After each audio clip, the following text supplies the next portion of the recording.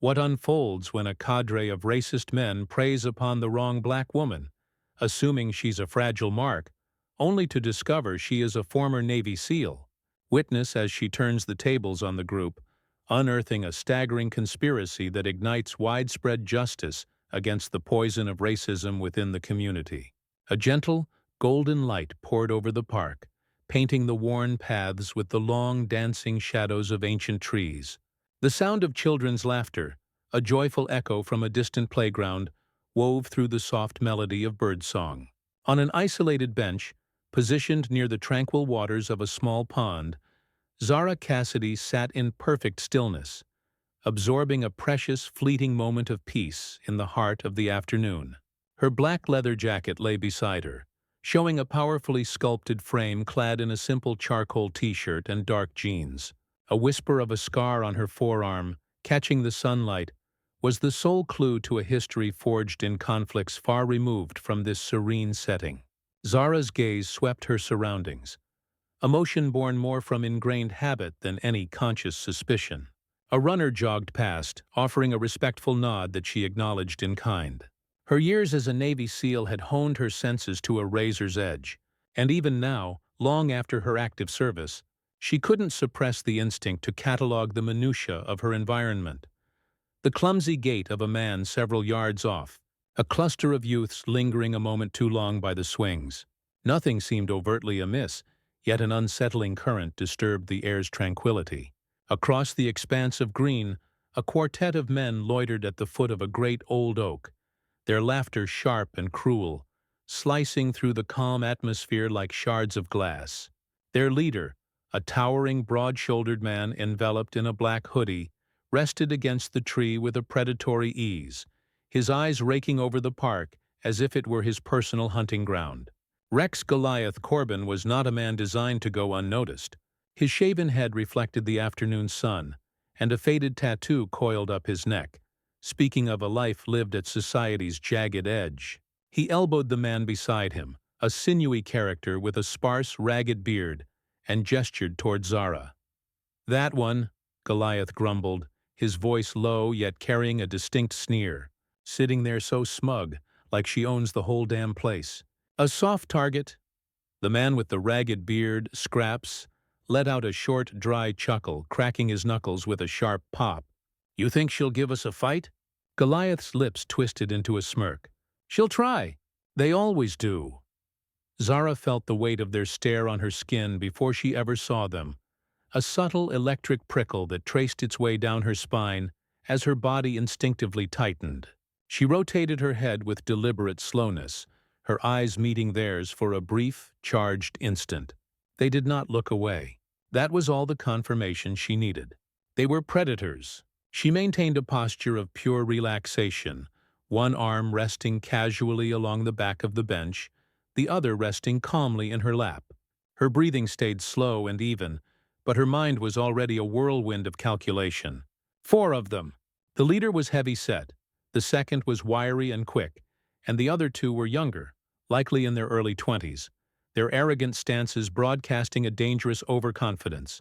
A foul mix of cheap cologne and stale cigarette smoke drifted on the breeze, confirming just how close they were. "All right, gentlemen," Zara whispered under her breath, a ghost of a wry smile touching her lips. "Let's see what you've got." The men started their advance, their conversation growing louder as they traversed the park in her direction. Their harsh laughter carried over the playground, capturing the attention of a few passers-by, who immediately averted their gaze, eager to remain uninvolved. Goliath led the charge, his stride measured and intentional, while Scraps and the 2 younger men fanned out to his sides, moving like wolves methodically encircling a lone doe. Zara held her ground, not flinching, but instead shifted her weight just so, making herself appear vulnerable enough to lure them deeper into their own trap. Her training screamed at her that these men were accustomed to preying on the weak, feeding on the fear of easy targets. They had no idea who they were about to confront. Goliath came to a halt at the path's edge near Zara's bench, his heavy boots grinding against the gravel. His smirk stretched wider, revealing teeth yellowed by years of cigarettes and bitter coffee. Behind him, Scraps snickered as the two younger men shot each other an excited glance, their anticipation barely held in check. They spread out, creating a loose half-circle that effectively penned Zara in. "Afternoon, ma'am," Goliath purred, his voice slick with a false, oily politeness. "Mighty fine day to be sitting out here all by your lonesome, don't you think?" Zara looked up, her movements unhurried, her expression a mask of calm. Her eyes narrowed just enough to signal that she was not a woman who could be easily intimidated. "It was," she stated, her voice perfectly even. "What is it you want?" Goliath chuckled, glancing back at his crew as if Zara had just delivered the punchline to a joke. "Now that's no way to greet some friendly folks just looking for a little chat. You got something against a few good old boys just stopping by to say hello?" Scraps leaned in, his grin a grotesque display of discolored teeth. "Or maybe she's just one of them types, Goliath. Thinks she's too good to be talking to the likes of us." Zara remained silent, her gaze shifting between them, reading their postures, calculating their distances. They were close now, far too close. They were inside a perimeter where any sudden movement could ignite the conflict she felt brewing in the air. "You hear me, lady?" Scrap's voice hardened, losing its mocking tone. "You think you're better than us?" One of the younger men, his face flushed and sunburned, sneered. "Bet she's one of them uppity ones, thinking this whole park belongs to her kind now." Zara's jaw tightened, but she held her voice steady. "I don't think anything belongs to me. I'm just sitting here minding my own business." "Oh, you hear that, boys?" Goliath drawled, taking a step closer. "She's just minding her business. I guess we'll have to mind it for her." He gestured with his chin toward the bag resting beside Zara on the bench. "That's a nice bag. Bet there's something good inside. Why don't you be polite and just hand it on over? We wouldn't want things to get unpleasant." Zara's lips twitched, an almost imperceptible movement that hinted at a smirk. "Is that what you call polite now? Stealing from people who look like me?" Goliath's face clouded over, the artificial smile vanishing instantly. "Now what's that supposed to mean?" "You know exactly what it means," Zara retorted, her voice turning to ice. "You didn't choose me because I was sitting alone. You chose me because you think I'm an easy victim." The younger man advanced, his voice rising with a surge of anger. "You got a real mouth on you, don't you? Probably the same one you use to cry racism every time things don't go your way." Zara rose to her feet, her movements slow and deliberate. The change in elevation gave her a presence they hadn't anticipated. She was shorter than Goliath, but she held herself with the quiet, unshakable authority of someone who had faced far greater threats than this. Her calm, unwavering gaze began to unsettle them, though none would ever admit it. "You really believe this is going to go the way you've planned?" she asked quietly, her tone perfectly measured, each word a direct challenge. "Walk away now, while you still have the chance." Scraps laughed, but it was a brittle sound, edged with nervousness. "Look at her, trying to act tough. What are you gonna do, lady? Call the cops? Like they'd show up for someone like you." The younger men joined his laughter, emboldened by the sick camaraderie of their pack. Goliath took another step closer, his eyes narrowing. The game was over. The air between them grew thick with unspoken violence, and Zara felt the critical shift. This was the precipice. "I don't think you're listening, lady," Goliath said, his voice a low, venomous growl. "We take that bag, and maybe we'll take something else too." Zara's pulse accelerated, not with fear, but with the cold anticipation of the inevitable. Her SEAL instinct surged, her mind analyzing every angle, every escape route, every weakness in their formation. Her brain replayed the lessons drilled into her through years of relentless training. Stay calm, control the situation, strike hard, and do not stop until the threat is eliminated. But she held back. They hadn't made the first physical move, and she needed the threat to be imminent and undeniable. Her hands, appearing relaxed at her sides, subtly shifted, ready for action. Goliath leaned in, his voice dropping to a menacing growl. "This ain't a game, lady. Give us the damn bag, or we're going to show you what happens when you don't respect your betters." Zara met his gaze, her own voice like sharpened steel. "You're going to regret this." Zara clutched the strap of her bag, her body coiled with tension but her face a mask of composure. The group of men observed her with sneers and derisive eyes, fully expecting a reaction born of terror. She adjusted the strap over her shoulder, her voice remaining perfectly steady as she declared, "I've got somewhere to be." Without waiting for their reply, she turned and began to walk away. Her steps were even, her breathing controlled, even as her heart hammered against her ribs. She had no desire to run. That would only fuel their aggression. But she refused to stand there and grant them the satisfaction of a response. Behind her, their voices swelled, mocking and louder now, like a pack of jackals closing in on their prey. "Hey, where are you going?" one of the younger men shouted, his voice laced with an edge of derision. "We ain't done talking, lady." Zara ignored him, her pace unwavering as she scanned for an escape route. The park's main thoroughfare lay ahead, but the tree-lined path she was on suddenly felt too isolated, too far from the safety of any crowd. The crunch of their footsteps on the gravel path grew louder, closer. Her jaw tightened. "Come on now, don't be like that," Scraps jeered. "Ain't you used to folks like us talking to you? Or are you too good for that?" Zara clenched her teeth, resisting the powerful urge to look over her shoulder. She rounded a bend in the path and stopped cold as she realized her tactical error. The clearing before her was wide and exposed, and they had moved with more speed than she'd anticipated. They now blocked her path, fanning out in a loose semicircle. Goliath stood at the center, his broad shoulders squared, a smug grin daring her to make a move. Scraps was at his side, cracking his knuckles, while the two younger men flanked them, leaning casually against trees, as if this was all just a game they had all the time in the world to play. "Well now," Goliath drawled, his tone saturated with false politeness. "Look at you all cornered. Bet you didn't think this one through, did you?" Zara glanced behind her only to see one of the younger men had circled around, effectively sealing her escape. She was boxed in. Her eyes flickered between them, reading their stances, their subtle movements. Her body was calm, but her mind was a whirlwind. There would be no reasoning with them, not with men of this kind.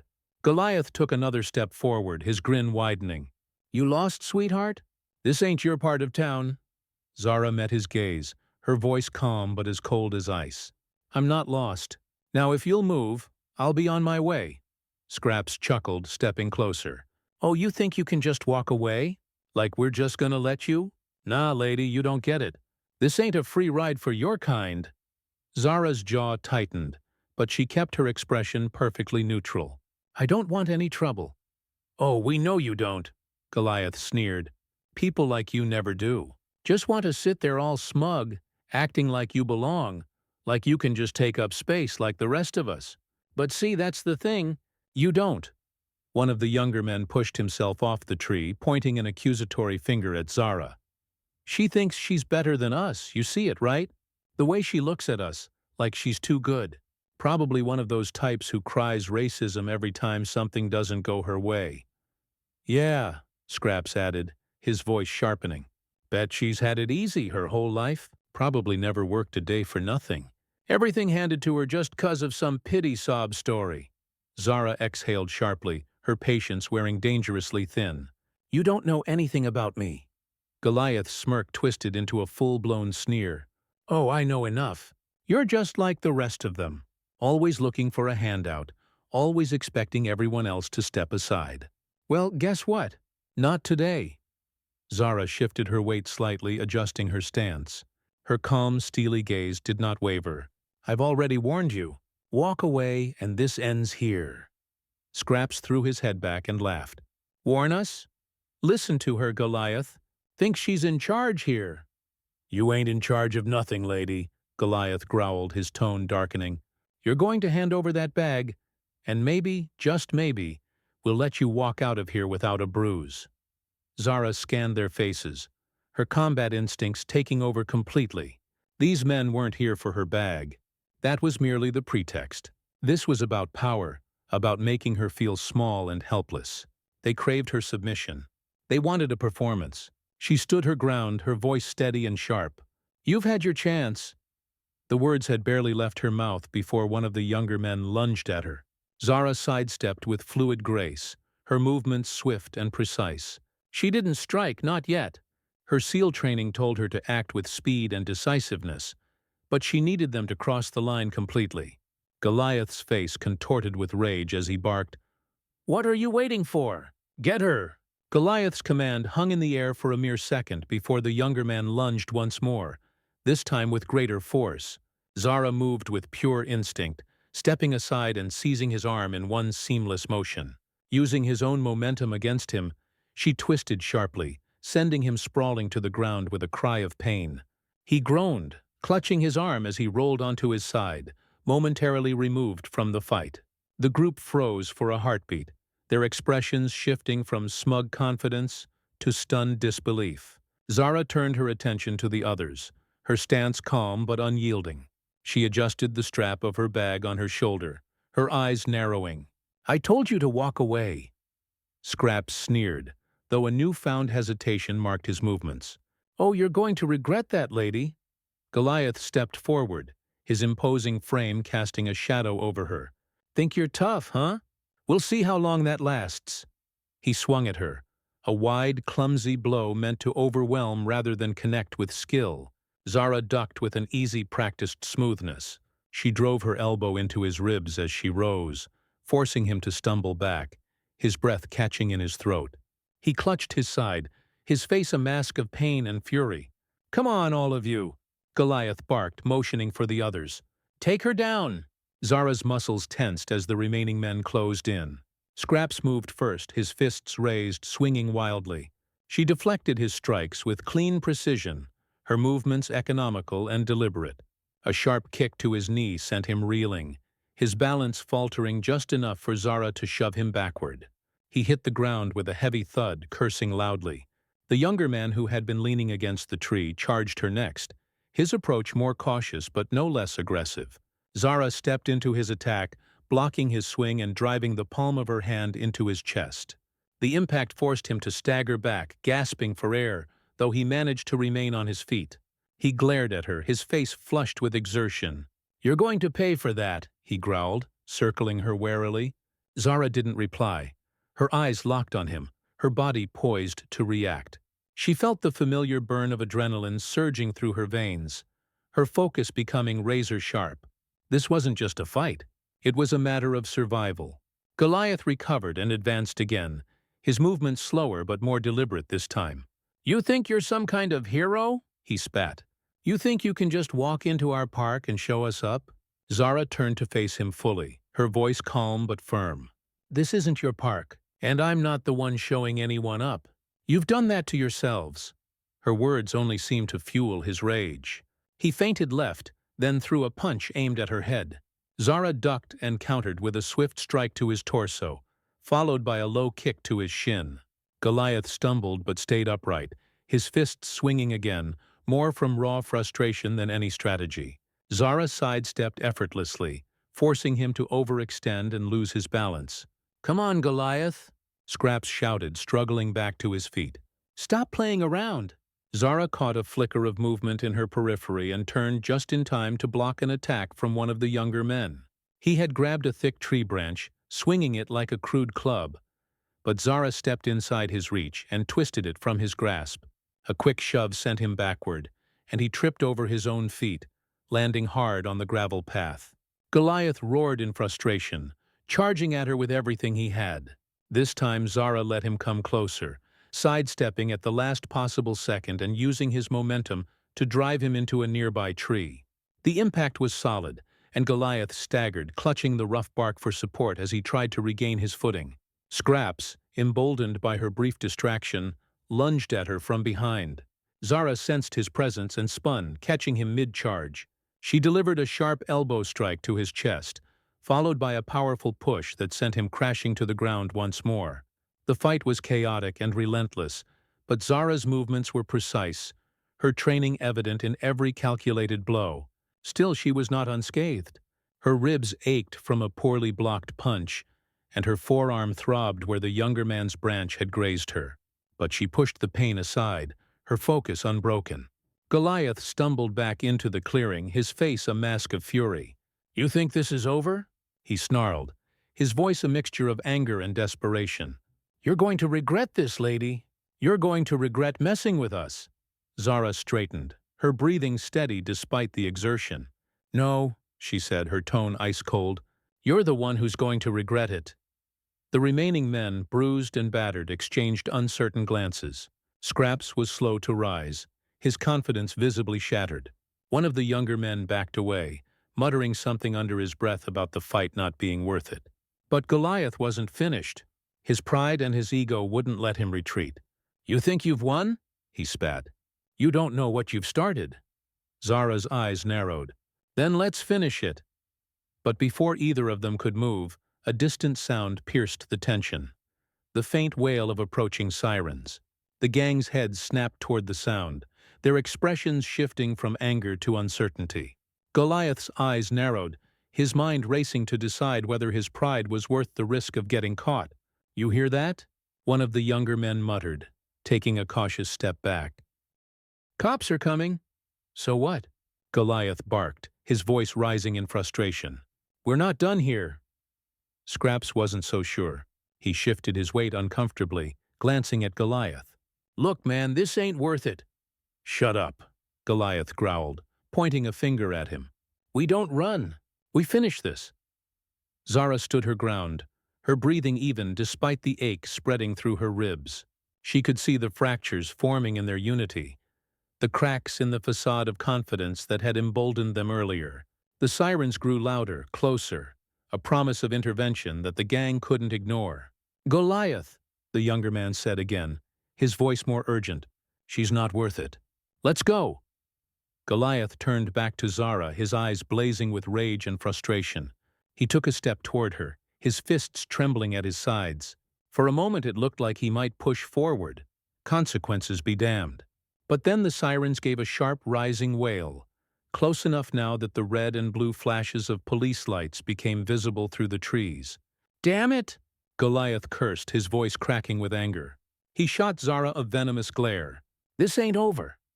Zara's voice was cold and precise. "Yes, it is." With a growl of frustration, Goliath turned on his heel, motioning for the others to follow. "Let's go, move!" Scraps didn't hesitate, limping after Goliath with a grimace. The younger men exchanged one last glance at Zara, their faces a mixture of anger and unease, before trailing after their leader. One of them muttered under his breath, "She's crazy," as they disappeared into the shadows of the tree line. Zara stayed rooted in place, her body still coiled with tension. Her ears tracked the fading sound of their footsteps, her eyes scanning the clearing to make sure none of them doubled back. Only when she was certain they were gone did she allow herself to exhale. The sirens were nearly upon her now, the crunch of tires on gravel signaling the arrival of law enforcement. 2 squad cars pulled to a stop at the edge of the clearing, their lights painting the trees in bursts of red and blue. The officers stepped out cautiously, their hands resting on their belts as they surveyed the scene. One of them, a tall man with a clipped tone of authority, approached her. "Ma'am, are you okay? We got a call about a disturbance in the park." Zara nodded, keeping her tone even. "I'm fine. They're gone now." The officer's eyes lingered on her for a moment, noting the scrape on her arm and the subtle shift in her stance that betrayed the pain she was masking. "Did they hurt you?" Zara shook her head. "Nothing I can't handle." Another officer scanned the area, noticing the disturbed dirt and a few items left behind. One of the younger men's hats, a discarded stick. He turned back toward his partner. "Looks like they ran in a hurry." The first officer sighed, pulling out a notepad. "Can you describe them?" Zara hesitated, her mind racing through the events of the past several minutes. She could feel the adrenaline beginning to ebb, replaced by the dull ache of bruises and the sharp sting of her arm. 4 of them, mid-20s mostly. The leader, tall, shaved head, tattoos on his neck, calls himself Goliath. The officer nodded, jotting down her words. "Did they say anything? Anything to suggest why they targeted you?" Zara's jaw tightened. She could still hear their words echoing in her head. The mocking tone, the slurs, the hatred barely disguised as bravado. She chose her words carefully. It wasn't random. They knew what they were doing. The officer's pen hovered over the page, his brow furrowing. "Meaning?" Zara met his gaze evenly. "Meaning they've done this before, and they'll do it again." The officer's expression hardened as he finished taking notes. "We'll keep an eye out for them. In the meantime, we'd like you to come down to the station and file a formal report." Zara nodded slowly. "I'll meet you there." As the officers returned to their vehicles, Zara took a moment to steady herself. The clearing was quiet again, but the weight of what had just happened lingered heavily in the air. This wasn't over. Goliath's parting words weren't just a threat. They were a challenge, and Zara had no intention of backing down. The fluorescent lights of the police station buzzed faintly overhead as Zara sat in a chair across from Detective Valerius. Her expression calm, but her body still thrumming with adrenaline. The confrontation at Serenity Park was over, but the weight of the men's words lingered, their hateful intent unmistakable. She replayed the encounter in her mind. Not just the physical fight, but the taunts, the sneers, and the pointed reminders of why they had chosen her as their target. Valerius, a young detective with a no-nonsense demeanor, flipped open his notebook. "Let's start from the top, Ms. Cassidy. You said there were 4 men. You mentioned their leader calls himself Goliath. Can you walk me through exactly what happened?" Zara recounted the events in sharp, precise detail. Goliath's mocking tone, the hateful comments, the way they surrounded her like a pack of wolves. Valerius's pen moved quickly across the page, his expression growing darker as her story unfolded. When she finished, he tapped the pen against his notebook thoughtfully. "This doesn't sound random. You're sure you've never seen these men before?" "I'm sure," Zara replied. "They weren't after my bag. That was just an excuse. They saw me sitting alone, and they thought they could intimidate me. They wanted me to feel out of place." Valerius frowned, leaning back in his chair. "Why do you think they singled you out?" Zara didn't hesitate. "Because I'm black." Valerius's pen froze mid-air. "They said that?" Zara's jaw tightened. Not directly at first, but it was clear in everything they said. They made it obvious. Comments about me thinking I'm better than them, how people like me don't belong. This wasn't just about stealing something. They wanted me to feel small. Valerius sighed, closing his notebook with a faint snap. "We've had reports of harassment like this recently. Minor incidents in public spaces mostly. But if this group is targeting people based on race..." He trailed off, his frustration visible. "They are," Zara said firmly, "and they've been doing it for a while. They were too comfortable, too confident. This wasn't their first time." Valerius leaned forward, his brow furrowed. "I'll run their descriptions through the system and cross-reference any recent reports. But I'll be honest with you, Ms. Cassidy. Cases like this are hard to pin down. If victims don't press charges or if there's no solid evidence, it's tough to build a case." Zara's voice was sharp. "Then find the evidence. Because I'm not letting this slide." Hours later, Zara sat in her living room, her laptop casting a faint glow as she scrolled through local news reports. She wasn't the type to sit back and hope for the best. Her military training had taught her to take initiative, and if Valerius needed more proof, she'd find it. It didn't take long to notice a disturbing pattern. In the past 6 months, there had been multiple reports of harassment and minor assaults across the area, all involving groups of men targeting individuals in public spaces. In every case, the victims were people of color. Zara's jaw clenched as she read through the accounts. The descriptions of the attackers were consistent. A tall, broad-shouldered man with tattoos on his neck, flanked by younger men. Goliath. Many of the victims hadn't pressed charges, likely out of fear or frustration with the system, but their accounts all echoed the same sentiment. The attacks weren't just about theft. They were meant to send a message. As she dug deeper, Zara came across a community forum discussing similar incidents. One thread in particular stood out. "These guys aren't just random thugs. They target minorities. They pick their spots, intimidate people, and get out fast. Nobody ever catches them." Her phone buzzed on the table, breaking her concentration. It was a message from Chloe Jennings, her best friend and a journalist known for chasing stories others avoided. "Heard about what happened. You okay? Call me."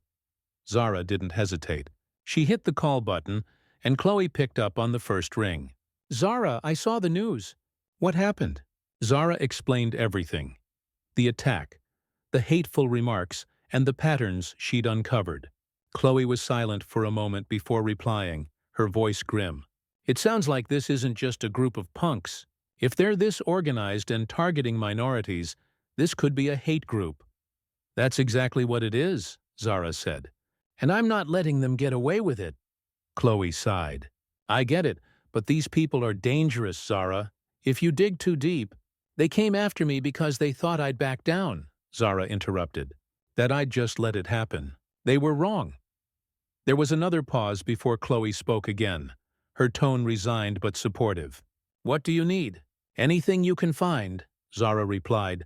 Where they hang out, how long they've been doing this, why the police haven't stopped them. Anything. Chloe hesitated. I'll see what I can do. But promise me you'll be careful. These kinds of people don't take kindly to being exposed. Zara didn't answer immediately. She stared at her laptop screen, the faces of Goliath and his crew etched into her memory. Finally, she said, I'll be careful. But this ends now. As the call ended, Zara leaned back in her chair. Her body still ached from the fight. But the pain only fueled her resolve. These men thought they could scare her into silence. They thought they could get away with it. They were wrong. The next morning, Zara sat at her dining table, a steaming cup of black coffee in hand, her laptop open in front of her. The faint hum of the neighborhood waking up drifted through the window. Children playing, dogs barking, a distant lawn mower. It was a sharp contrast to the darkness she'd been sifting through online. Chloe had come through overnight, sending Zara a series of links and documents tied to Goliath and his gang. The evidence painted a clearer picture of their activities and their connections. This wasn't just a group of thugs harassing people in parks. They were part of a larger, loosely organized network that operated under the radar, targeting minorities in small, calculated ways. Zara skimmed the files again, her jaw tightening. The incidents weren't random. They were coordinated.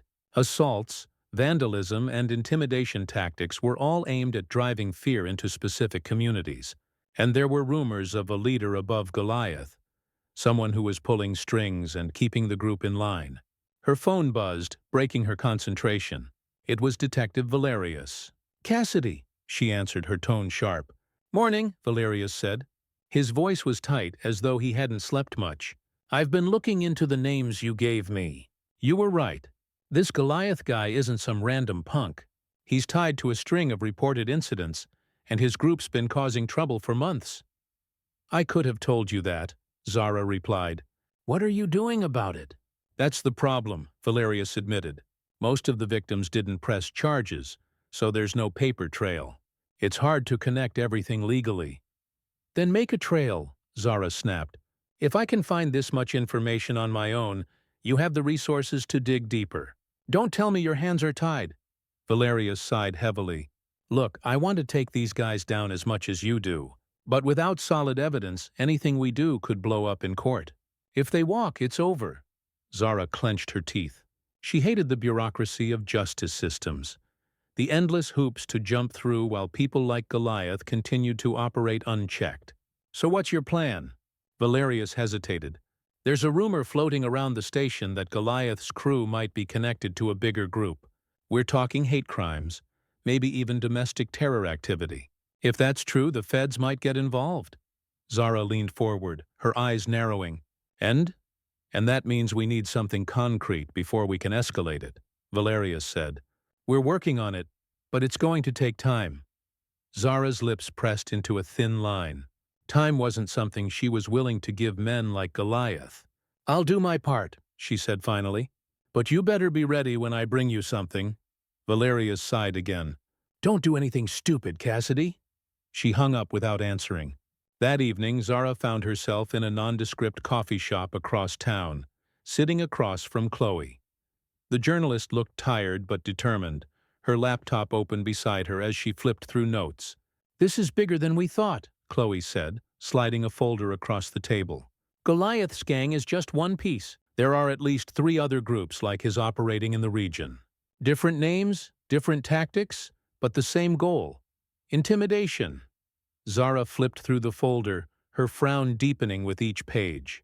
Photos of graffiti, mugshots of other gang members, maps with red circles marking incidents.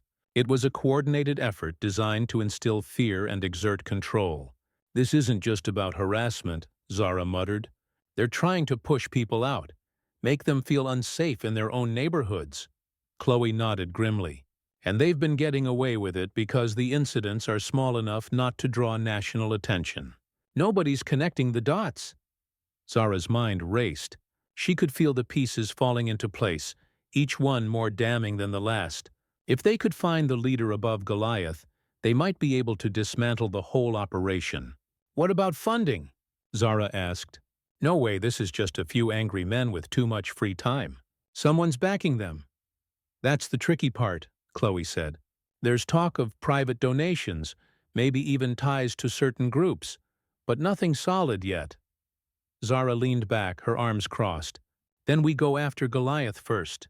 He's the weak link. If we can turn him, he might lead us to whoever's running this." Chloe looked hesitant. "That's risky. You know he's not going to just roll over." Zara's expression hardened. "Then we'll make him. If Valerius won't push hard enough, I will." Chloe opened her mouth to protest, but Zara held up a hand. "I know what I'm doing. I didn't survive everything I've been through just to let men like him win. This ends now." Chloe sighed, her expression softening. "Just promise me you'll be careful." Zara's gaze didn't waver. "Careful doesn't win wars." As she left the coffee shop, Zara's mind was set. Goliath had slipped through her fingers once, but she wouldn't let it happen again.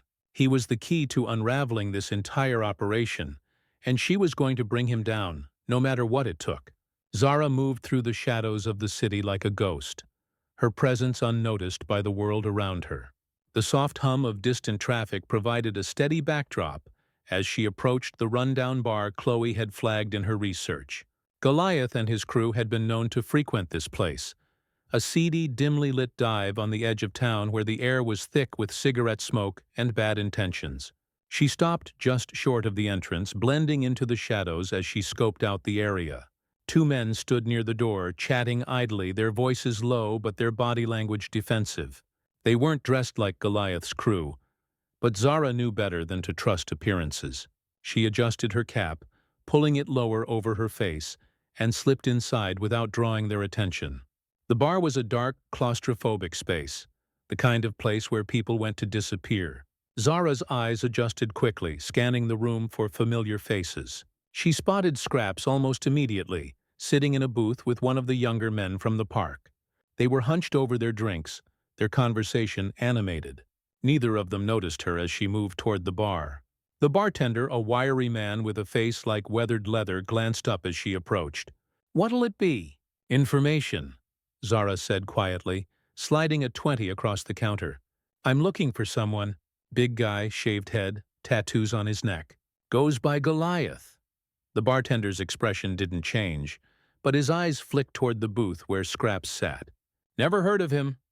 Zara slid another bill across the counter. "You sure?"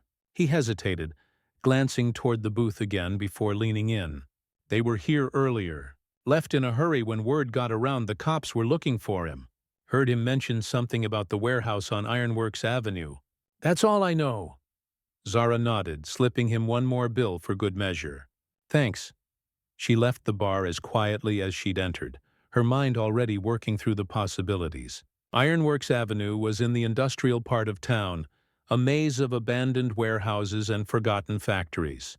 If Goliath was hiding out there, it wouldn't be easy to find him. But it also meant he was running out of options.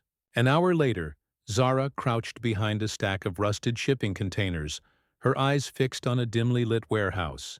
The place was quiet, but she could see movement through the broken windows, shadows shifting against the faint glow of a single overhead light.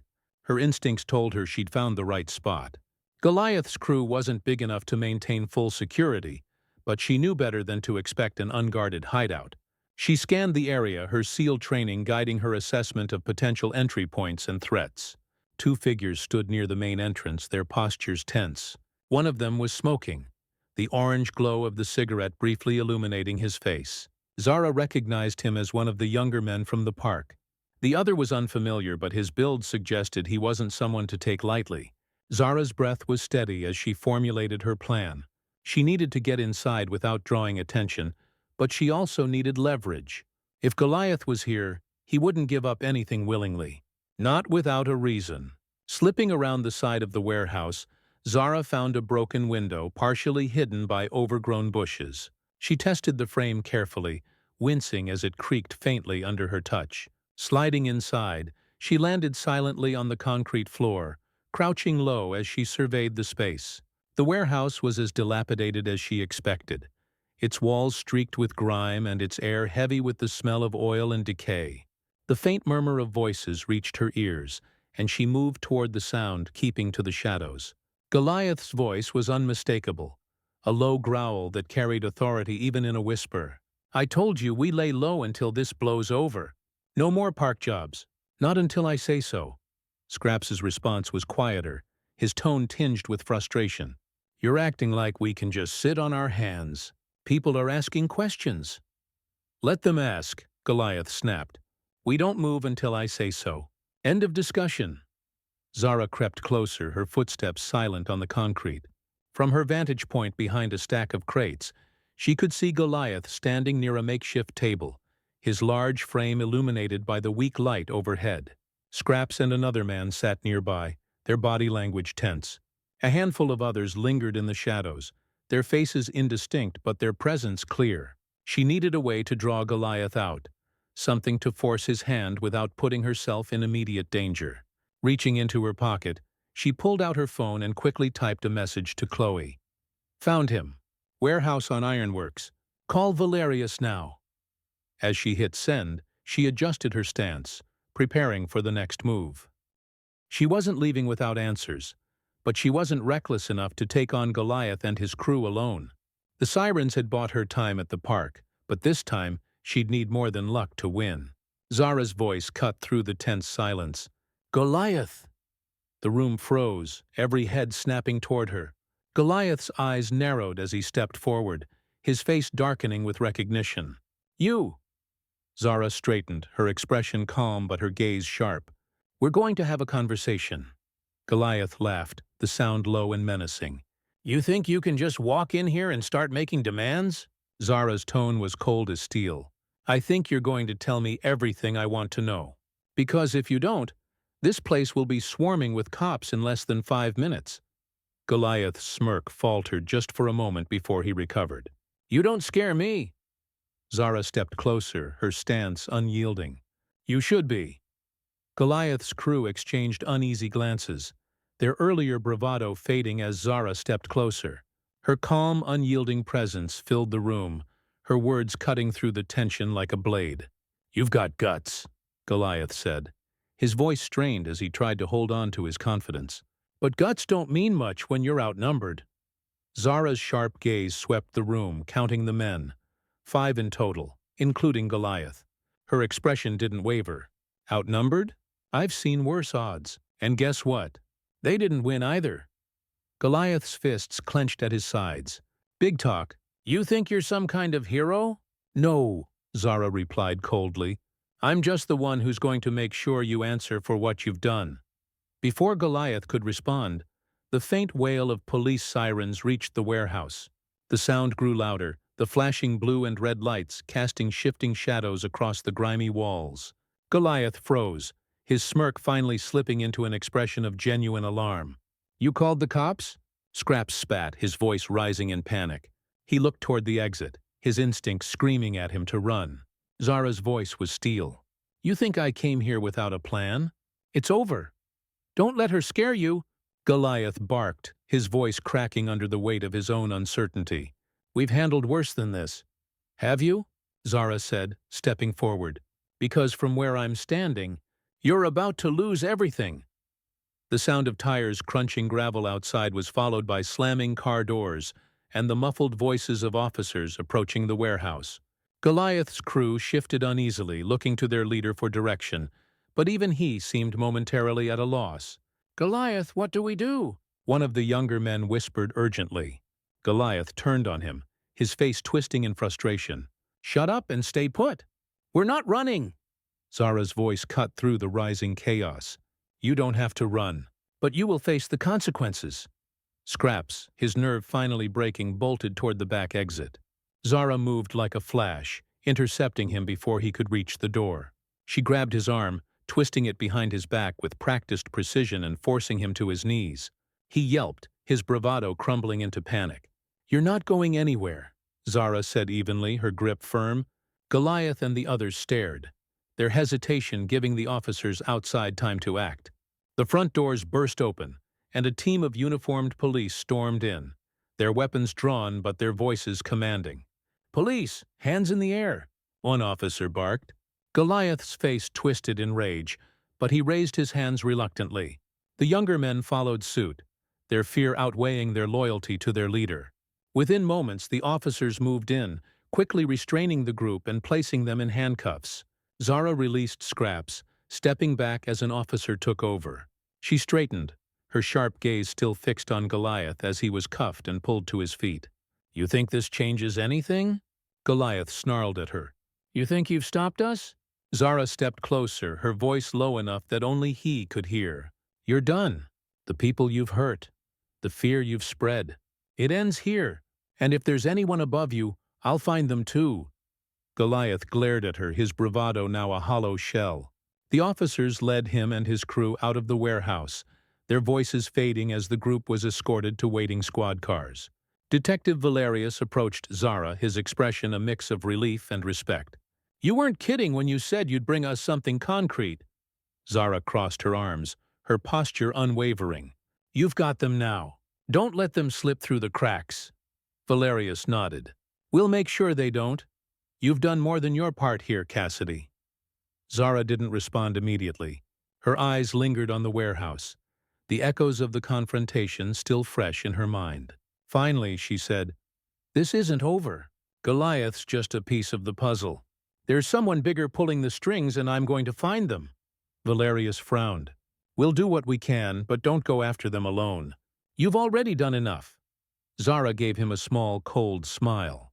"We both know I don't stop halfway." As the officers finished clearing the scene, Zara turned and walked away, the faint chill of the night air brushing against her face. Goliath and his crew were in custody, but the battle wasn't over. This was just the beginning, and she was ready for whatever came next. The dim light of Zara's laptop screen flickered across her face as she leaned forward, her fingers tapping quickly across the keyboard. It was well past midnight, but the adrenaline from Goliath's capture still coursed through her veins. The warehouse bust had given her and the authorities a solid win, but she knew it was just a piece of the puzzle. Goliath's operations weren't isolated. They were part of something bigger, and she needed to know who was pulling the strings. Across from her, Chloe sat cross-legged on the couch, scrolling through a series of documents on her tablet. Her usual sharp wit was dulled by exhaustion, but the determination in her eyes matched Zara's. "So Valerius confirmed they're keeping Goliath in holding for now," Chloe said. "But if they don't get something concrete to charge him with, he'll lawyer up and walk." "We can't let that happen." "He's not walking," Zara said firmly. "Not if we can prove he's tied to the larger network." Chloe frowned, her fingers pausing mid-scroll. "It's not going to be easy. These groups are careful. They keep their operations decentralized so no one person has all the answers." "That's why we focus on Goliath," Zara replied. "He knows more than he's letting on. We just need to make him talk." Chloe hesitated, her brows furrowing. "And if he doesn't?" Zara leaned back, exhaling slowly. "Then we find another way. Someone else in his crew knows something. Scraps, one of the younger guys. They're followers, not leaders. They'll crack before he does." The next morning, Zara met Valerius at the police station. The atmosphere was tense, the faint buzz of ringing phones and murmured conversations filling the air. Valerius led her down a quiet hallway to the interrogation rooms. "Goliath's in there," Valerius said, nodding toward a door with a small observation window. "He hasn't said much since last night, just a lot of posturing." Zara folded her arms. "Let me talk to him." Valerius hesitated, his expression skeptical. "You sure? He's the type who'll try to get under your skin." Zara's gaze didn't waver. "He can try. It won't work." Valerius opened the door and Zara stepped inside. Goliath sat at the metal table, his broad shoulders hunched as he leaned back in the chair. His wrists were cuffed, but his expression was one of defiance. He looked up as she entered, a smirk curling his lips. "Well, if it isn't Wonder Woman," he drawled. "What, they send you in here to finish what you started?" Zara pulled out the chair across from him and sat down. Her posture relaxed, but her eyes sharp. "You're in a lot of trouble, Goliath." He laughed, the sound hollow. "Trouble, lady? This is a hiccup. I'll be out of here before you finish your coffee." "Not this time," Zara said, her voice low and steady. "Your crew's already folding. Scraps is singing like a bird. The younger guys, they're terrified. It's only a matter of time before they give us everything we need." Goliath's smirk faltered just for a second before he leaned forward. "You're bluffing." "Try me," Zara said, holding his gaze. "You think you're the only one who's good at reading people? You're not as untouchable as you think." Goliath's jaw tightened, the bravado slipping further. Zara pressed on. "We already know about the other groups, the other crews operating in the area. We know you're connected to something bigger. But you're small time. The guy above you, he doesn't care about you. The second you're a liability, you're gone." Goliath's hands clenched into fists, his frustration boiling over. "You don't know what you're talking about." Zara leaned in, her voice quiet but cutting. "Don't I? If you're smart, you'll start talking. Because the people you're protecting, they won't protect you." The door opened, and Valerius stepped in, holding a folder. He set it on the table, flipping it open to reveal photos and reports tied to Goliath's crew. He slid one of the photos across the table, a surveillance image of Goliath with a man Zara didn't recognize. "That's your boss, isn't it?" Zara said, nodding toward the photo, the one pulling the strings. "What's his name?" Goliath stared at the photo, his jaw working as he fought to maintain his composure.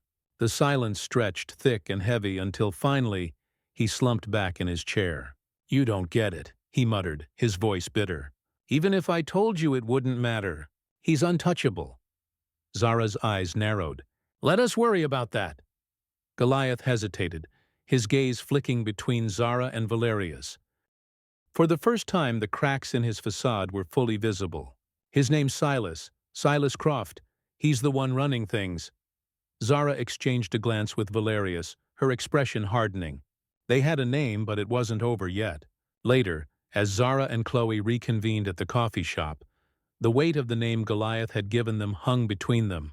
Chloe's fingers flew across her laptop keyboard, pulling up information on Silas Croft. "He's a businessman," Chloe said, her tone incredulous. "Runs a few construction companies. On the surface, it all looks clean." Zara frowned, leaning over the screen. "And underneath?" "Not so clean," Chloe replied. "A few shell companies, ties to fringe political groups. It's subtle, but it's there." Zara's mind raced. Croft was the link they needed, but he wouldn't go down easily. She glanced at Chloe, her expression resolute. "Then we make him answer for it." Zara sat in the bustling precinct conference room, its sterile walls now covered in printouts, photos, and maps, connected by bright red strings pinned across a corkboard. Silas Croft's name sat at the center of it all, circled in thick black marker. Officers shuffled around the room, reviewing files and comparing notes. But Zara's focus was on Valerius, who stood by the board briefing a small team. "This is where it gets tricky," Valerius said, pointing to a cluster of pins marking Croft's businesses. On paper, the man's spotless. All his operations are legit, at least as far as we can tell. But thanks to Goliath's testimony and Zara's intel, we've got enough to suspect he's using his construction companies as a front to fund and coordinate these hate groups. Chloe, seated at the corner of the table with her laptop, raised a hand. "I found some unusual financial activity tied to Croft's shell companies, moving money around, donations to political organizations with extremist ties. It's subtle, but it's there." Valerius nodded, his jaw tightening. "Subtle isn't enough for a warrant, though. We need something concrete. Bank statements, communications, anything that ties Croft directly to these groups." Zara crossed her arms, her expression grim. "What about the crew we picked up?" "Goliath gave us Croft's name. Scraps and the others must know something." "They're scared," Valerius admitted. "The idea of flipping on Croft has them rattled. They know how dangerous he is." Zara stepped forward, her tone firm. Then we push harder. Croft isn't going to stop. If we don't act, more people will get hurt. Later that day, Zara sat across from Scraps in an interrogation room. The man's bravado from the park was gone, replaced by a nervous energy that made him shift constantly in his seat. His eyes darted to the mirror on the wall, then back to Zara. "You don't get it," he said, his voice shaky. "Silas has got connections, big ones. If he finds out I talked, he'll what?" Zara interrupted, her voice calm but unyielding. "You're already in custody. Do you think he's going to stick his neck out for you? Men like Croft don't protect people like you. They use you." Scrap's hands fidgeted on the table. I didn't think it'd go this far. The park stuff. The harassment. It was just supposed to scare people. But Silas always had bigger plans." Zara leaned in, her eyes sharp. "What plans?" Scraps hesitated, the weight of his decision clear on his face. Finally, he exhaled heavily. "He's using us to stir up chaos. Fear makes people easy to control, you know? Silas has got ties to groups that want to push laws, policies, stuff that benefits them. We're just the boots on the ground." Zara's stomach turned, but she kept her expression neutral. "And the funding? How does it work?" "He launders it through the construction companies," Scraps admitted, his voice low. "Sends the money to shell accounts, then it gets funneled to the crews. We get our cut for doing the dirty work." Valerius, watching from behind the glass, stepped into the room, a file in hand. "That's enough to start connecting the dots," he said, setting the folder on the table. "But we'll need you to testify." Scraps froze, his eyes wide with panic. "Testify? Are you crazy? Silas will have me killed." "Not if we take him down first," Zara said firmly. "Help us, and we'll make sure you're protected." Back in the conference room, Zara and Valerius reviewed the new intel with Chloe. The financial trail Scraps described matched what Chloe had uncovered, creating a clearer picture of Croft's operations. "This is the break we needed," Chloe said, scrolling through her laptop. "We can tie the money directly to Goliath's crew and a few other groups operating in neighboring counties. With the paper trail and Goliath's testimony, it's enough to get a search warrant." Valerius nodded, his expression resolute. "I'll get the paperwork filed. Once we have the warrant, we'll raid Croft's main office." Zara's jaw tightened. "This isn't just about arresting him. We need to dismantle everything. His network, his funding, his influence. Otherwise, someone else will just take his place." Chloe placed a hand on Zara's arm, one step at a time. Taking Croft down is the first step. The warrant was approved faster than expected. By evening, Zara stood with Valerius and a team of officers outside Croft's sleek office building, its gleaming glass facade a stark contrast to the corruption hidden within. The team moved quickly, entering the building and securing the premises. Inside, Zara watched as officers rifled through files, computers, and desk drawers. Chloe had joined the operation as an observer, snapping photos and taking notes for her eventual exposé. Valerius emerged from an office with a thick binder in hand, his expression triumphant. "This is it," he said, holding up the binder. "Transaction records, emails. It's all here. Croft is done." Zara allowed herself a small, satisfied smile. But she knew the battle wasn't over. Croft's arrest was just the beginning of dismantling the network he had built. Zara sat in the dimly lit conference room of the precinct. A map of the city spread across the table. Red and blue pins marked locations tied to incidents from the past year. Parks, alleys, and small businesses, all clustered in neighborhoods targeted by Goliath's crew and similar groups. Across from her, Detective Valerius shuffled through a stack of files, his brow furrowed in concentration. "This is bigger than we thought," Valerius said, sliding one of the files toward Zara. "Croft's name pops up in connection with several of these incidents, but it's always indirect. Donations to questionable organizations, funding for businesses that suddenly went under after trouble started in their neighborhoods. He's careful, keeps himself insulated." Zara leaned over the map, her eyes narrowing as she traced the connections. "Careful isn't untouchable. He's left a trail. It's just a matter of pulling it together." Chloe entered the room with a laptop under her arm and a determined look in her eyes. I've been digging into Croft's financials, she said, setting the laptop on the table and spinning it toward them. He's got money moving through a series of shell companies. On paper, it looks legitimate. Construction, consulting, community development. But the timing lines up with the start of these incidents. He's funneling funds to these groups under the guise of donations. Valerius frowned, flipping through the documents. If we can prove the money's being used to finance hate groups, that's a federal case. But we need more than circumstantial evidence. Zara leaned back, her mind racing. Then we go after his people.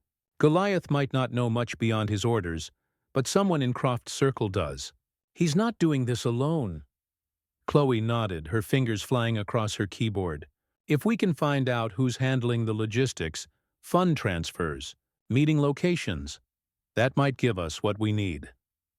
Later that evening, Zara and Valerius sat in an unmarked car outside a nondescript office building downtown. The glow of fluorescent lights spilled onto the sidewalk, casting long shadows across the empty street. Chloe's intel had pointed to this building as a potential hub for Croft's operations, a front for his network. "We're not going in without backup," Valerius said, his tone firm. Zara's eyes stayed on the building. "We're not going in at all, not yet. We watch, we gather intel, and we follow anyone who looks important." Valerius glanced at her, skeptical. "You really think someone's going to lead us straight to Croft?" "They always do," Zara said, her voice steady. "Everyone makes a mistake eventually." Hours passed as they watched the building, their patience rewarded when a sleek black SUV pulled up to the entrance. A well-dressed man in his 40s stepped out, glancing around nervously before entering the building. Zara's eyes narrowed. "That's Leo Marchand," she said, recognizing him from one of Chloe's reports. "He's one of Croft's top guys, handles the financials." Valerius reached for his radio. "We tail him when he leaves. If he's meeting Croft, we'll know soon enough." The tailing operation led them to an upscale restaurant on the other side of town. Zara and Valerius watched from a distance as Marchand entered and was greeted warmly by a man in a tailored suit. Silas Croft himself. The two men sat at a private table near the back, their conversation hidden behind thick glass and a curtain of privacy. "This is it," Zara murmured. "We've got him." Valerius nodded, already on his radio to coordinate surveillance. "We'll get audio and visual. If they discuss anything incriminating, we'll have it." Hours later, back at the precinct, the recordings from the restaurant played on a monitor. Croft's voice was calm and measured, but the content of his words was damning. "We need to keep the pressure up in those neighborhoods," Croft said, his tone cold. "If they feel unsafe, they'll leave. And once they're gone, we move in. Cheap property, big profits," Marchand responded, his voice quieter but no less incriminating. "What about the crews? They're getting reckless." Croft's tone sharpened. "Then we replace them. These are tools, nothing more. As long as they get the job done, I don't care what happens to them." The room was silent as the recording ended. Valerius turned to Zara, his expression grim. "That's enough to bring him in." Zara's gaze stayed on the monitor, her voice firm. "It's enough to end this." Zara stood in the center of the precinct's operations room, her arms crossed as Valerius and Chloe spread out the documents and photos they'd gathered. The name Silas Croft loomed over them like a dark cloud. Valerius had pulled Croft's files overnight, and the picture it painted was troubling. A respected businessman on the surface, but with ties to extremist groups that could no longer be ignored. "We've got a lot of circumstantial evidence," Valerius said, gesturing to the photos on the table.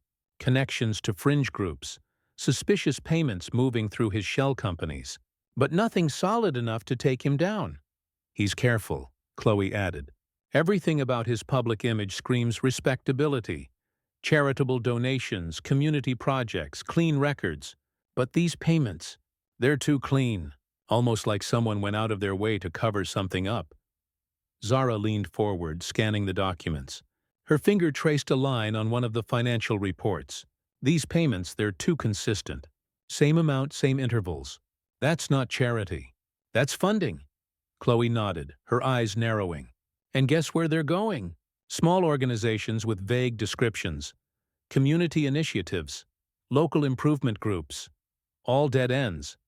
But not for us, Zara said, her voice firm. We've already connected him to Goliath's crew. If we dig deep enough, we'll find the link to the other gangs. Valerius sighed, rubbing the back of his neck. We're going to need more than suspicious payments and hearsay. We need testimony, evidence that directly ties him to these hate crimes. Zara's jaw tightened. Then we lean on Goliath. He's already cracked once. If we push him, he'll give us more. Valerius shook his head. Goliath's scared, but he's also loyal. He won't go down without a fight. Loyalty only goes so far, Zara said. He knows Croft won't protect him. He's a liability now. The interrogation room felt colder than before, the hum of the overhead light filling the silence as Zara and Valerius faced Goliath again. He looked more tired this time, the weight of his situation settling heavily on his broad shoulders. The defiance in his eyes had dimmed, replaced by wary calculation. Zara placed a file on the table and slid it toward him. Inside were the same photos and reports Valerius had shown her earlier, but this time a new page sat on top. An arrest report for one of Goliath's younger crew members. Your boy rolled over, Zara said, her voice even. He gave us everything we needed to connect you to Croft. Goliath's lips pressed into a thin line, his fists clenching on the table. He's lying. Zara didn't flinch. You sure about that? Because if you're the last one standing, you're the one taking the fall. Croft isn't coming for you. You know that. Valerius leaned forward, his tone softer but no less firm. Help us build the case against Croft, and you'll still have a chance. You don't, and you're looking at a laundry list of charges that'll bury you. Goliath's jaw worked, the muscles twitching as he struggled with the decision. The silence stretched, heavy and suffocating, until finally he exhaled sharply. All right, he muttered. What do you want to know? Zara's eyes sharpened. Everything. How he funds you, how he communicates, the other crews he's tied to. You talk, or you go down alone. Goliath nodded reluctantly, his voice low. It's all through his businesses. Construction companies, mostly. He launders the money through contracts, pays us through fronts. We're supposed to keep it quiet, but sometimes things get messy. Zara's gaze didn't waver. The other groups? Goliath hesitated, then nodded. Yeah, there's a few. Same setup. We don't work together directly, but we all know the deal. Keep people scared. Keep them out of his neighborhoods. Valerius scribbled notes furiously, his pen scratching against the paper. Zara didn't break eye contact with Goliath. How does he communicate with you? Through middlemen, Goliath said. Guys who handle the money and pass along instructions. I've met Croft maybe twice. He doesn't like to get his hands dirty. Names, Zara pressed. We need names. Goliath rattled off a list of names and locations, each one more damning than the last. By the time he finished, Valerius looked up, his face grim but determined. This is enough to start, Valerius said. We'll cross-check everything. If it holds up, we've got him. Goliath slumped back in his chair, the fight drained from him. You think this is over? Croft has people everywhere. You won't touch him. Zara stood, her expression cold. Watch me. Back in the operations room, Zara and Chloe reviewed the information Goliath had provided. The names of Croft's middlemen gave them a clear trail to follow, and Valerius had already dispatched teams to track them down. The net was tightening, and Croft's untouchable image was beginning to crack. This is it, Chloe said, her voice tinged with both exhaustion and determination. We're finally getting somewhere. Zara nodded, her focus unwavering. He's not invincible. He's just been playing the system. And now, we're going to take it apart. Zara sat in the crowded conference room at the precinct, the air heavy with a mix of exhaustion and determination. The table was cluttered with files, photos, and notes, all pointing to one name: Silas Croft. The mountain of evidence Valerius's team had collected over the past week painted a damning picture, but Zara knew the hard part was just beginning. Valerius stood at the front of the room, addressing a team of officers, prosecutors, and investigators. Croft's operation has been carefully built to avoid detection, but we finally got enough to make our case. Thanks to Goliath's cooperation, we have names, payment trails, and testimony linking him to multiple hate groups operating in the area. One of the prosecutors, a sharp-eyed woman named D.A. Albright, flipped through the files in front of her. "We need to make sure this sticks. Croft is well connected, and his lawyers are going to argue that none of this ties him directly to the crimes." "Goliath's testimony is our linchpin," Valerius replied. "He can put Croft in the room and link him to the payments funding these groups." "That's assuming he doesn't fold on the stand," Albright said skeptically. "We've all seen it happen before. The defense will tear him apart if they sense weakness." Zara, seated at the edge of the table, leaned forward. "Goliath knows what's at stake. He's scared, and rightfully so. But he also knows Croft left him to rot. That betrayal is enough to keep him talking." Albright nodded, though her expression remained cautious.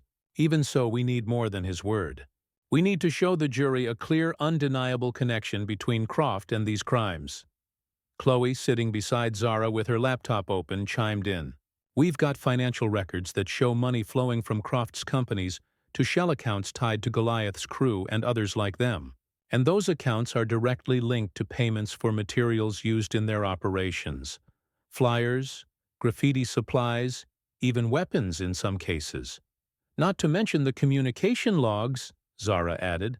"Goliath's crew used burners, but some of those numbers connect to Croft's known associates. It's a pattern Croft can't explain away." Valerius nodded, his tone firm. "This isn't just a hate crime case. It's a case about dismantling an entire network of intimidation and violence. If we do this right, we send a message that this kind of operation won't go unnoticed or unpunished." The following days were a blur of preparation. Zara worked tirelessly alongside the team, piecing together the timeline of Croft's activities. The more they uncovered, the more it became clear that he was the mastermind behind an extensive operation that had terrorized communities for years. Chloe spent hours digging into Croft's public image, uncovering speeches and interviews that subtly hinted at his beliefs. "He's careful," she said, scrolling through a video of Croft addressing a business convention. "He never says anything outright, but he uses phrases that dog whistle to the groups he's funding. Words like preserving community integrity or restoring tradition. It's coded language." "That's not enough to convict," Albright said during a late-night meeting, "but it's enough to show intent when combined with everything else." Zara's focus was unwavering as they rehearsed every angle of the case. Goliath's testimony would be central, but they also had bank records, intercepted communications, and a paper trail that led straight to Croft's desk. The evidence was overwhelming, but Zara knew Croft's defense team would attack every crack they could find. On the eve of the trial, Zara found herself alone in the precinct, staring at a whiteboard filled with photos and notes. Croft's face stared back at her, his smug expression a reminder of the power he wielded. She thought about the victims, the people Goliath's crew had terrorized, the neighborhoods Croft had tried to control through fear. This case wasn't just about justice for her. It was about justice for all of them. Valerius entered the room, breaking her thoughts. "You've done a lot to get us here, Cassidy. I hope you know that." Zara didn't turn from the board. "It's not enough until he's behind bars." Valerius leaned against the door frame. "The prosecution is ready." Chloe's work on the financials sealed a lot of gaps. "And Goliath, he's scared, but he knows this is his only shot at saving himself." Zara finally turned to face him. "Do you think it'll be enough?" Valerius's expression was resolute. "It has to be."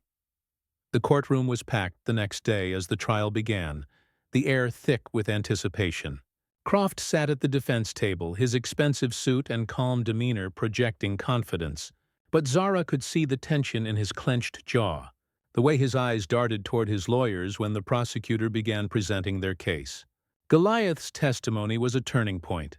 Though he was visibly nervous, his words were clear and damning.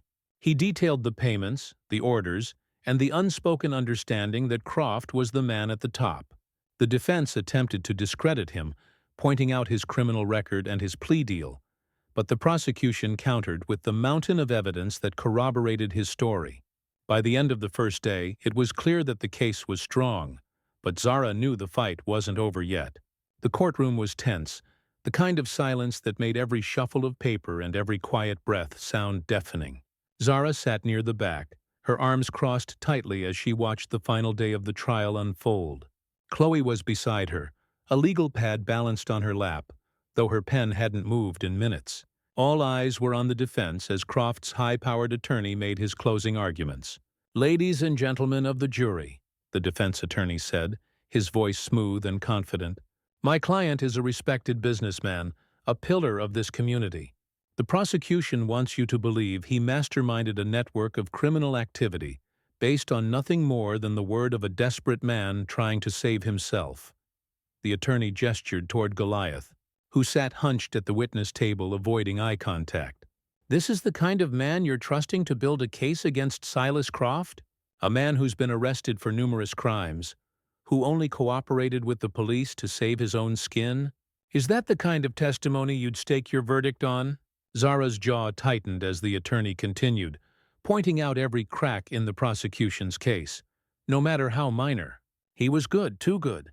She stole a glance at Chloe, who was scribbling furiously now, her frustration evident.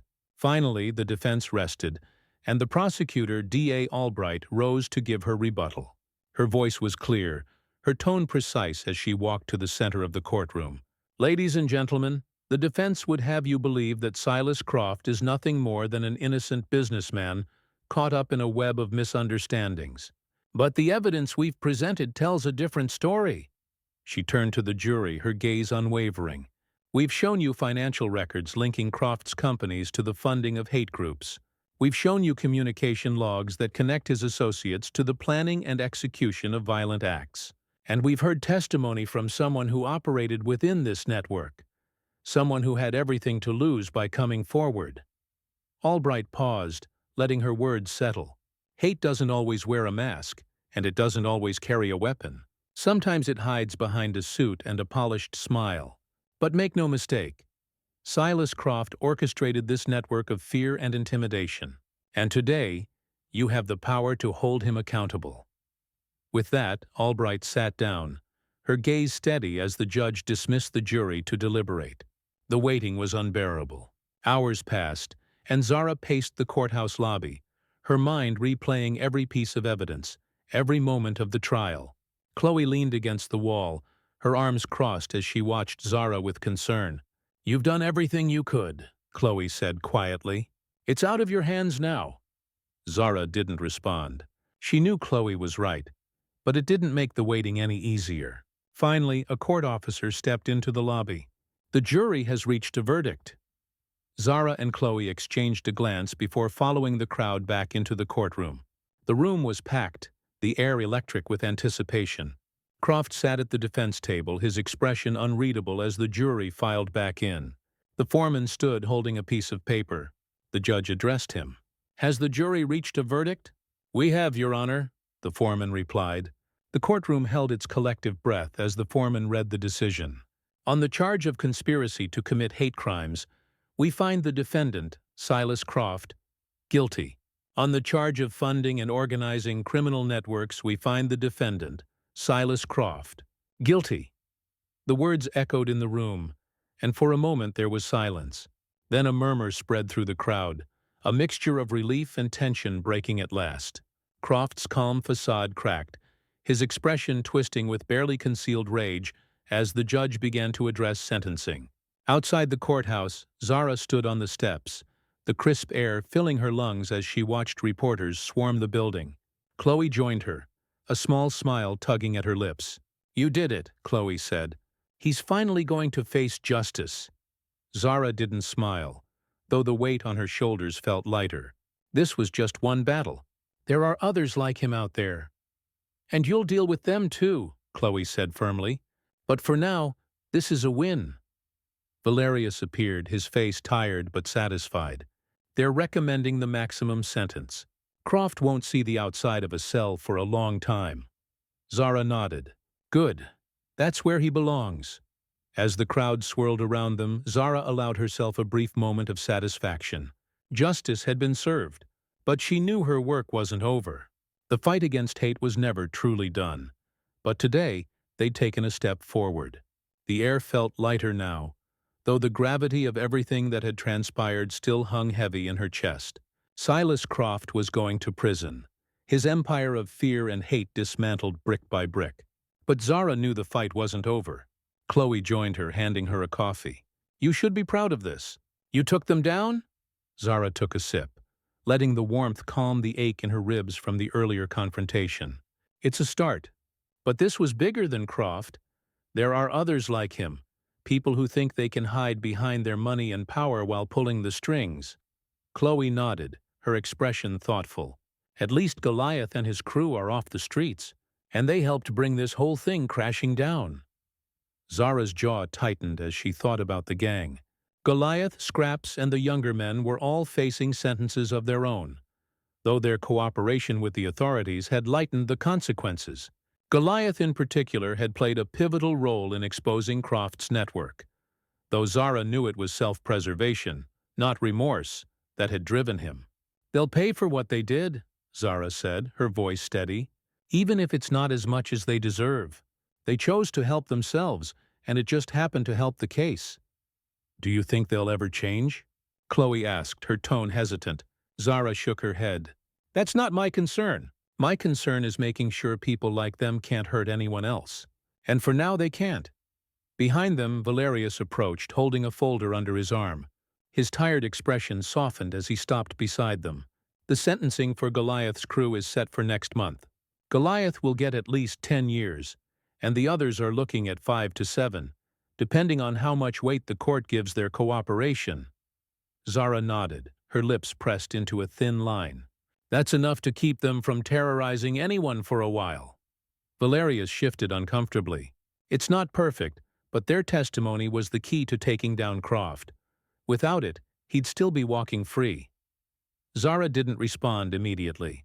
She knew Valerius was right, but it didn't make the reality of their reduced sentences any easier to swallow. Still, Croft's conviction was the bigger victory. It wasn't just about one man.